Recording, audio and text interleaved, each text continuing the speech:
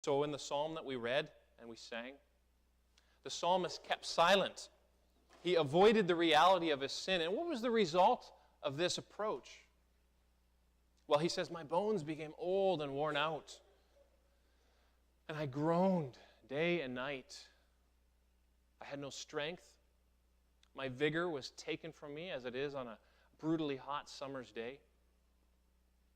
And life was heavy.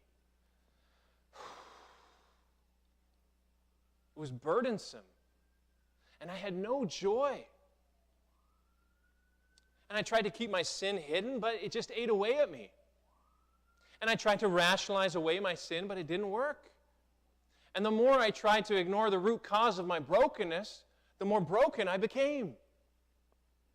So brothers and sisters, see how the failure to confess sin destroys relationships. Just think, for example, of human relationships. Think of a good friend again, or a spouse, or another family member.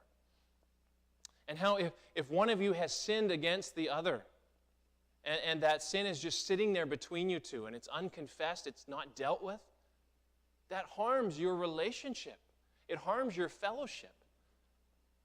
And it's exactly the way it is with God, with our relationship with God. Our lack of fellowship with God is rooted in our failure to acknowledge and repent of our sin. Because if you refuse to confess your sin, as John points out here, it's like you're calling God a liar. And you can't have fellowship with God. You can't be one with Him if you're calling Him a liar. And so your refusal to admit the reality of your sin harms your relationship with Him. After all, God is truth, right? I am the way, the truth, and the life. God is the source of all truth. And so we cannot be with Him, we cannot be united to Him if we reject truth. And so what do we need? Well, we need honest confession. We need to be honest with ourselves. You need to be honest with yourself. But you also need to be honest with God, particularly.